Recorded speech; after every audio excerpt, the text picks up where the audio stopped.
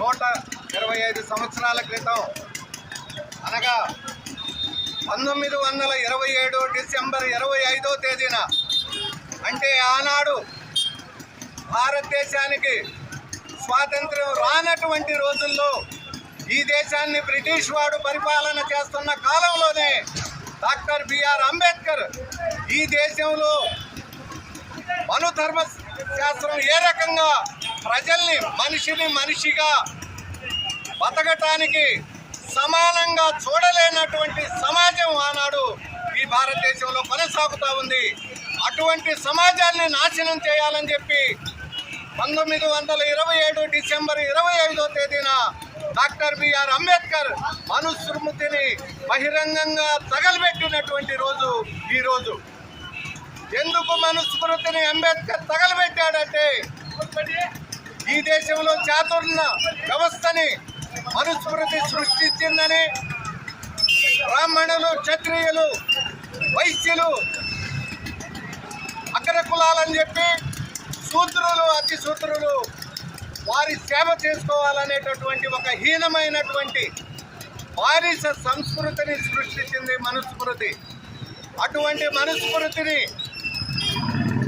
హీనంగా ప్రజల్ని చూసేటటువంటి మనుస్మృతిని దగ్ధం చేసినటువంటి రోజు ఈ రోజు. ఇవాళ చాలామంది మాట్లాడుతూ ఉన్నారు, ఇది పాత చింతకాయ పచ్చడి, మనుస్మృతి వాళ్ళు ఎక్కడుంది, ప్రజలంతా సమానంగా ఉన్నారు, అందరూ ఎవరి పనులు వాళ్ళు చేసుకుంటా ఉన్నారు, ఇవాళ మనుధర్మ శాస్త్రం ఎక్కడుందని ప్రశ్నిస్తున్నారు. మనుధర్మ శాస్త్రం ఇవాళ అమల్లో లేకపోతే ఈ దేశంలో ఉన్నటువంటి హిందూ దేవాలయాల్లో ఎంతమంది పూజారులు దళితులుగా ఉన్నారో లిస్టు బయటకు తీయండి. అలాగే ఈ భారతదేశానికి 70 సంవత్సరాల కాలం స్వతంత్రం వచ్చుంటే ఒక్క రాష్ట్రానికి కూడా ఇవాళ బహుజనులు కానీ, బీసీలు కానీ, ఎస్సీ ఎస్టీలు కానీ ఒక్క ముఖ్యమంత్రి కూడా లేడు. ఏం జరుగుతుంది భారతదేశంలో, ఏ రకంగా వీళ్ళు పరిపాలన కొనసాగిస్తున్నారు మనం అర్థం చేసుకుంటే, నరేంద్ర మోడీ 3వసారి అధికారంలోకి వచ్చిన తర్వాత ఈ దేశంలో మనుధర్మ శాస్త్రాన్ని ఇండైరెక్ట్గా ప్రయోగం చేస్తున్నాడు అనేటటువంటి విషయాన్ని మనం అర్థం చేసుకోవాలి. ఎందుకంటే ఈ దేశంలో ఉన్నటువంటి సంపద మొత్తాన్ని అదాని అంబానీలకి అప్పచెబుతా ఉన్నాడు. పేదలని గోల్డ్ ఓడగొట్టి వాళ్ళ దగ్గర నుంచి పన్నుల రూపంలో విపరీతంగా డబ్బు వసూలు చేస్తూ ఉన్నారు. ఇవాళ మనందరూ చూస్తూ ఉన్నాం, ప్రతి ఇంట్లో స్మార్ట్ మీటర్ వచ్చేసింది. ఈ స్మార్ట్ మీటరు గతంలో రాష్ట్రాలకు ఉన్నటువంటి స్వయం ప్రతిపత్తి ఉండేది.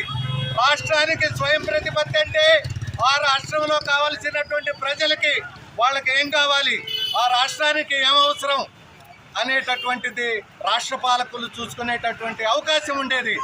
ఈ అవకాశాన్ని డాక్టర్ బిఆర్ అంబేద్కర్ గారు భారత రాజ్యాంగం ద్వారా పొందుపరిచి ప్రజలందరికీ సమానమైనటువంటి అవకాశాలు కల్పిస్తే ఇవాళ నరేంద్ర మోడీ అధికారంలోకి వచ్చి రాష్ట్రాలకు ఉన్నటువంటి స్వయం ప్రతిపత్తిని లాగేసుకొని ఈ రాష్ట్రానికి సెంట్రలైజ్ చేసి మొత్తం విద్యుత్ మొత్తం తన గుప్పెట్లో పెట్టుకుని రాష్ట్ర ముఖ్యమంత్రులను కూడా తన గుప్పెట్లో పెట్టుకున్నాడు. రాబోయే రోజుల్లో ఎమ్మెల్యే ఎన్నికల పేరుతోటి ఒకేసారి దేశవ్యాప్తంగా ఎన్నికలు నిర్వహించి ఈ ఎన్నికల ద్వారా రాష్ట్రాల్లో ఉన్నటువంటి ప్రాంతీయ పార్టీల మొత్తాన్ని కూడా సర్వనాశనం చేయదలిచాడు. ప్రాంతీయ పార్టీలు ఏవైనా తన మాట వినకపోతే వాటన్నిటిని రద్దు చేసేటటువంటి పరిస్థితిలో ఇవాళ నరేంద్ర మోడీ చక్రం తిప్పుతా ఉన్నాడు. ఈ నరేంద్ర మోడీ వెనుక బడా పెట్టుబడిదారులు ఉన్నారు. ఈ అదాని ఒక చిన్న సాధారణమైనటువంటి పెట్టుబడిదారుడు. నరేంద్ర మోడీ 3 సార్లు అధికారంలోకి వచ్చిన తర్వాత ఇవాళ ప్రపంచంలోనే ఒక టాప్ 10లో మొదటివాడయ్యాడు. భారతదేశంలో మొదటి 13 మందిలో మొదటివాడు అదాని పెట్టుబడిదారుడు అయ్యాడు. అంటే ఇవాళ ఏమాత్రం కూడా అవకాశం లేకుండా పేదలు మరింత నిరుపేదలు అవుతా ఉన్నారు, ధనవంతుడు మరింత ధనవంతుడు అవుతా ఉన్నాడు. ఇటువంటి సమాజాన్ని మనుస్మృతి కోరుకుంది. ఇటువంటి సమాజాన్ని ఇవాళ బీజేపీ కోరుకుంటుంది. ఇటువంటి సమాజాన్ని వద్దని చెప్పి మనిషి మనిషిగా గౌరవించినటువంటి సమాజం మనకు వద్దు అని చెప్పి డాక్టర్ బిఆర్ అంబేద్కర్ గారు ఆనాడు వ్యతిరేకించాడు. దీన్ని పార్లమెంటుల్లో అసెంబ్లీలో చీల్చి చెండాడినటువంటి వ్యక్తి డాక్టర్ బిఆర్ అంబేద్కర్.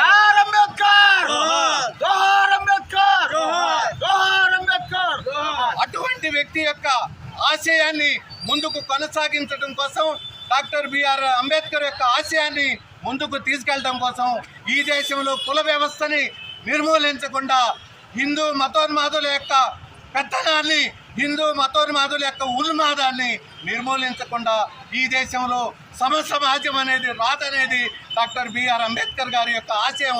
ఆ ఆశయాన్ని కొనసాగించడానికి ఇవాళ ఈ జిల్లాలో ఈ గ్రామంలో అంబేద్కర్ ఆశయ సాధన సమితి కుల నిర్మూలన ఉద్యమం ఆధ్వర్యంలో ఇవాళ నిరసన కార్యక్రమం జరిగింది.